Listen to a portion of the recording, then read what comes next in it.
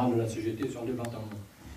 Moi, en 2014, j'avais participé à une initiative pour le CNR à Clairvaux, et on m'avait demandé de travailler sur du CNR, les acquis du CNR, jusqu'à aujourd'hui. Et c'était en 2014, il n'y a que 2 ans, ça n'est pas loin. Mais en 2 ans, ça a vraiment évolué. J'étais parti sur le fait que en 2013, il y a eu au mois de janvier l'accord national interprofessionnel. Il ouvrait un système de casse de tout le système. Et on l'a vu derrière avec la loi qui a suivi, la loi Macron, Rebsamen, la loi NOTRe, et tout ce qui a été mis en place, et la dernière qui est là. Or, on n'a jamais pu arriver à contrecarrer ça. Or, il se trouve qu'aujourd'hui, peut-être grâce à Madame El Khomri, pardon. De là-dessus, c'est important. Oui, oui. Où elle a réussi à faire mettre en puissance une montée de cette volonté de se battre. On l'a vu au travers des jeunes, mais on vient de distribuer, je crois que sur le département, on doit être pas loin de 20 000 tracts qui ont été distribués à la population, où chaque fois qu'on rencontre les salariés, ils sont partie prenante pour être dans la manif du 31. Donc je crois qu'on est reparti sur quelque chose. Parce que c'est plus de l'utopie là qui nous font voir. C'est carrément la casse de tout ce qu'on avait. Et là, ça commence à les concerner. Et quand on prend du CNR, tout ce qui avait été fait, et qu'on regarde ce qui est en train de se casser aujourd'hui, on a vite compris. Ce qui avait été travaillé sur l'économie, à partir de 82-83, c'est la décadence. On a donné un maximum de dividendes aux possesseurs de capitaux. Puisqu'à l'époque, il fallait 5 jours à un salarié pour travailler, pour faire la valeur des dividendes, il en faut aujourd'hui 50 jours. C'est-à-dire on va travailler 50 jours pour ces messieurs. D'où la demande des organisations syndicales qui sont dans le 31, notamment, d'aller à une plus juste répartition de ces richesses. Je crois que c'est ça qu'on a besoin de porter. Parce qu'on nous fait le coût c'est le coût du travail, alors que pour moi, ce n'est pas le coût du travail. Le travail, c'est un investissement. C'est vraiment le coût du capital.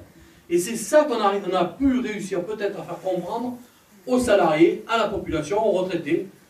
Malheureusement, on a des difficultés avec les chômeurs, parce qu'on ne les voit plus. Mais on ne les voit plus parce qu'ils ne pointent plus à la NPE, donc ça n'existe plus.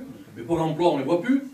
Et pourtant, sur notre département, catégorie A, B, C, D, E, les 5 catégories de demandeurs d'emploi, on est à plus de 20 000. Plus de 20 000 salariés qui sont sans emploi. On dépasse les 14% de pauvreté. Je ne sais pas si vous calculez rapidement, 240 000 habitants en Corrèze, vous mettez 14%. Vous allez regarder le nombre de la population, enfants, parents, qui vivent avec moins de 700 € par mois. C'est ça qu'il faut. Et quand on regarde le chômage, les 20 000 demandeurs d'emploi, si on les met en rapport avec les salariés qui relèvent des ACEDIC, puisque les chômeurs, c'est ça, il y a 52 000 salariés, actuellement en Corrèze, qui relèvent des ACEDIC. On voit bien que c'est une catastrophe au niveau de l'emploi. Ce n'est pas par un coup d'épée ou un coup de baguette magique qu'on va retrouver des emplois. Et c'est ça qu'on a besoin de faire savoir. Mais je pense que le fait qu'on a pu réussir à faire comprendre ça, alors c'est pas une utopie là, hein, parce que là on en est loin, mais je crois qu'on a avancé. Et je me plais de dire, pour finir, je me plais de dire à certains, quand on discute, en parlant justement de ces utopies, qui peut penser que le 1er janvier 1936, quand on se fait des bons vœux, quelques mois après, on allait pouvoir prendre des vacances, payées par l'employeur. Qui pouvait penser qu'en 44, 43 même, on allait pouvoir avoir un plan économique qui a été mis en place. Mais on repart sur 68. Qui pouvait penser que le 1er janvier 68, il allait se passer ce qu'il allait se passer? On a besoin d'avoir cette utopie, on a besoin d'avoir cette confiance en nous, cette confiance dans le peuple français, cette confiance qu'on peut porter justement pour faire remonter le rapport de force, parce que c'est ça qu'on a besoin. Le rapport de force, et le débat d'idées. Et si on n'a pas le débat d'idées, on est coincé. Mais à nous tous de le faire porter. Et je tiens, pour finir, à remercier mes camarades du mouvement de la paix d'avoir invité la CGT à participer. Nous sommes passés de prolétaires de tous les pays, unissez-vous, à financiers du monde entier, soudons-nous. Ils sont quand même très très forts, hein, les théoriciens de l'ultralibéralisme, hein, parce qu'ils ont réussi quand même à souder la finance internationale. Cette finance, grand ennemi de François Hollande avant d'être élu, bien entendu. Et donc, il y a un rouleau compresseur, hein, qui est en marche, il faut qu'on l'arrête le 31. Si on n'arrive pas à le faire, s'il casse le code du travail en France et fragilise les salariés, comme c'est le cas dans d'autres pays, là, il va falloir plusieurs décennies pour qu'on puisse se relever. Et comme ce sont les petits ruisseaux qui font les grandes rivières, les petites vagues qui font les tsunamis, si chacun ici arrive le 31 avec sa famille, avec ses amis, si on arrive à emmener chacun 30 personnes, je pense que ça sera quand même quelque chose. On va assister effectivement, comme le disait René Pérical de la CGT tout à l'heure, un grand mouvement, une grande mobilisation. Donc je remercie moi également le mouvement de la paix d'avoir invité la FSU. C'est très bien dit. L'Humanité d'ailleurs va publier un hors-série spécial sur la loi El Khomri qui est en vente depuis ce matin, et qui sera évidemment présent dans les manifestations, et qui décrypte l'ensemble de la loi, qui la publie article par article pour que les citoyens puissent en juger, en décryptant les articles les plus dangereux, dont certains d'ailleurs sont toujours ignorés par les autres médias, comme le fameux article 13, qui permet toutes les formes de licenciement pour les grandes entreprises, et puis avec aussi des points de vue de sociologues, juristes, économistes, syndicalistes, experts de la question sociale. Je voudrais quand même juste dire une chose. Pensons quand même, par rapport à ce que disait Ben, pensons quand même, comment dire, c'est pas vaincre ou mourir. Voyons la situation du Portugal il y a 6 ans, où il leur a imposé les baisses de salaire, les licenciements massifs, etc. Tout d'un coup, 6 ans plus tard, il y a un renversement politique et les rapports de force ont changé. Et le Parti socialiste portugais, qui avait accompagné toutes les mesures d'austérité, est obligé d'accepter un programme qui revient sur la plupart des mesures d'austérité qui avaient été prises. Regardez l'Espagne avec le mouvement Podemos et Izquierda Unida, qui a créé de nouveaux rapports de force qui sont en train de bousculer la donne politique. Donc les accélérations politiques peuvent être très fortes. Imaginez ce qu'a pu être le désespoir portugais qui, en 1975, connaissait la révolution des œillets, l'époque des capitaines et des progrès sociaux formidables, et qui se retrouvait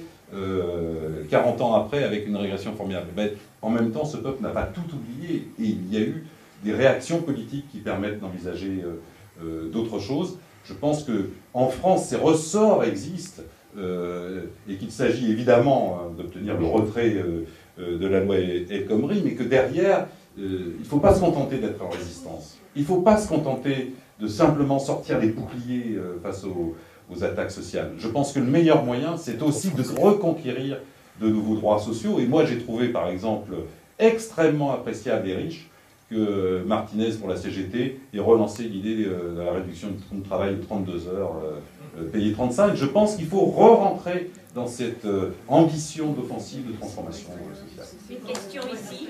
Oui, je voudrais juste dire un mot sur les services publics qui ont été largement détricotés depuis l'époque du Conseil national de la résistance. Et je fais partie d'une association, la Convergence de défense et de développement des services publics, qui estime qu'au contraire, les services publics doivent vraiment être au cœur d'une alternative sociale, économique et écologique. Mais pour que cette alternative puisse avoir un sens, il faut qu'elle résulte, comme ça a été le cas pour le CNR, d'une construction collective. C'est pourquoi notre association organise des assises qui auront lieu à Paris au mois de novembre, mais qui elles non plus ne prendront leur sens que si en amont il y a une implication citoyenne.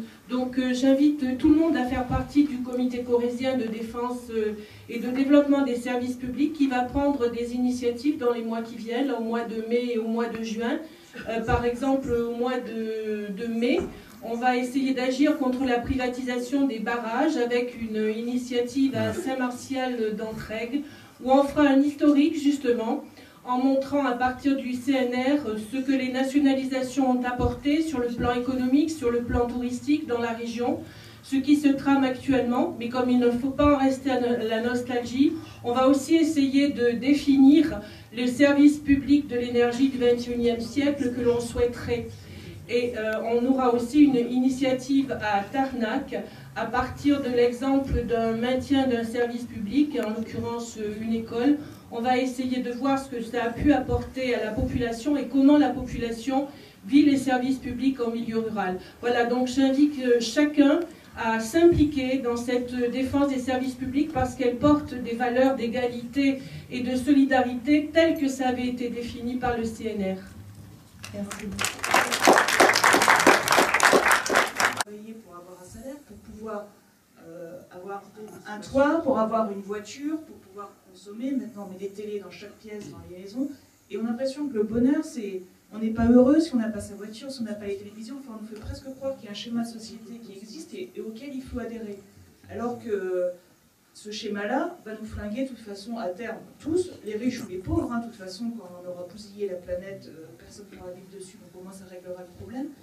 Et c'est peut-être utopiste, mais est-ce que le nouveau programme a une nouvelle idée, une nouvelle philosophie de société ne pourrait pas juste se baser sur comment allons-nous vivre, comment pouvons-nous vivre, et pas se poser la question sur comment devons-nous vivre. Finalement, où se place la liberté dans cette société et quelle est la définition finalement du bonheur, que sont les jours heureux, c'est quoi être heureux, est-ce que c'est de travailler, d'avoir une sécurité, Oui, sans doute, ça y participe, mais finalement, est-ce qu'on sera assez courageux, les politiques, ou même nous, assez citoyens, de se poser cette question-là philosophique? Quelle société voulons-nous vraiment? Et après, je suis sûre qu'on peut se donner, entre guillemets, les moyens, pas forcément financiers, mais les moyens de la réaliser. Capitalisme, l'avènement du capitalisme en disant il a remplacé l'être par l'avoir. Eh bien, je crois qu'il faudrait effectivement retrouver l'être. Pour ça, il faut en avoir un peu.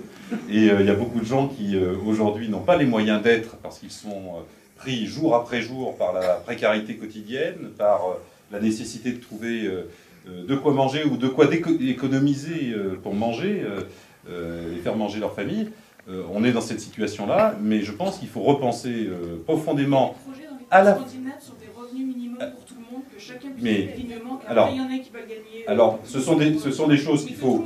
Absolument.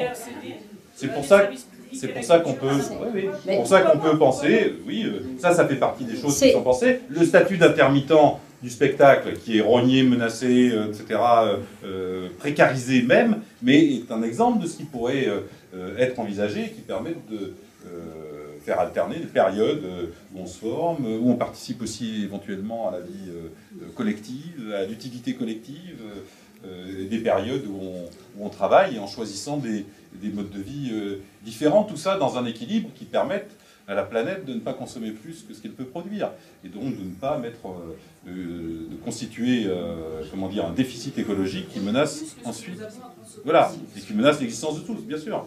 Et donc, bon, il faut mettre fin à l'obsolescence programmée, etc., à tous les produits qui... les téléphones portables qui, comme par hasard, tombent en panne à 2 ans, la date du renouvellement de l'abonnement, bref. Donc tout ça mérite d'être effectivement transformé. Ça... Ouais, mais ça résiste. Pardon, merci. Bon, je peux